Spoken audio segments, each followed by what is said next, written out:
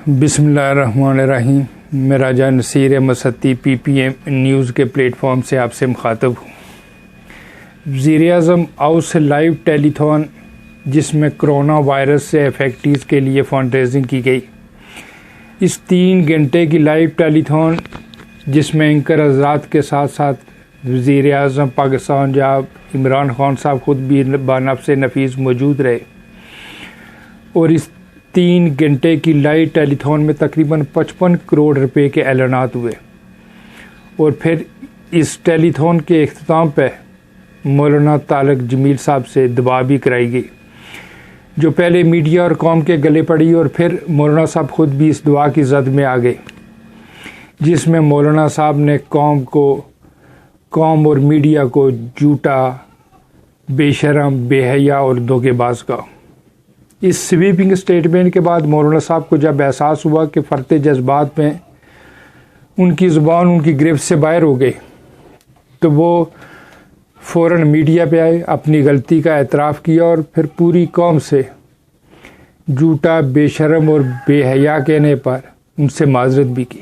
جس کے بعد یہ موضوع ختم ہو چکا تھا۔ لیکن سوشل میڈیا ہے کہ اس پہ طوفان بدتمیزی تھمنے کا نام نہیں لے رہا، جس سے متاثر ہو کر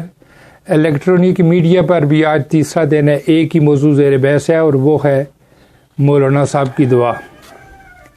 حالانکہ مولانا صاحب سے محبت اور احترام کا یہ عالم ہے کہ جب سے جھوٹا، بے شرم، بے حیا اور دھوکے باز ڈکلیئر ہوا، کیمرے کی آنکھ سے آنکھ ملانے کی ہمت ہی نہیں ہو رہی تھی، ورنہ جس طرح سوشل میڈیا پہ الیکٹرانک میڈیا اور چند اینکروں کے خلاف بارود اور توپ کے گولے داغے جا رہے، اور کچھ سر پھرے تو اس جنگجوانہ ماحول میں غوری اور شائن بھی اٹھا لیں۔ ان حالات میں ایک آدھ سرسری چھوڑنے کا میرا بھی خیال آیا، لیکن پھر اس خیال سے چپ رہا کہ جھوٹے اور بے شرموں کی فہرست میں کھڑے ہو کر کہا کیا جا سکتا ہے۔ لیکن اب مولانا صاحب کی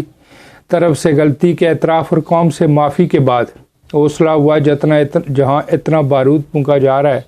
وہاں ایک آدھ شرلی میں بھی چھوڑ دیتا ہوں۔ تو مولانا صاحب آپ کے صاحب علم اور عظیم مبلغ آنے میں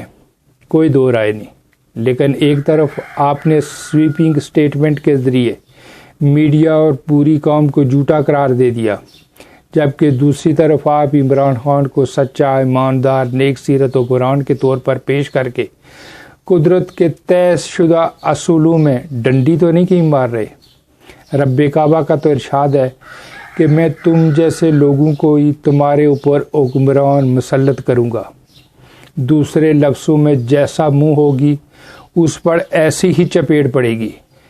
جیسے روح ہوگی ان پر ایسے ہی فرشتوں کا نزول ہوگا، جیسی قوم ہوگی ان پر ویسے ہی حکمران مسلط کیے جائیں گے۔ آپ نے قوم کو تو جھوٹا کہہ دیا، لیکن حکمرانوں کی مدح سرائی میں زبان تھکنے کا نام نہیں لے رہی، جو کہ قدرت کے طے شدہ اصولوں سے میل نہیں کھاتا۔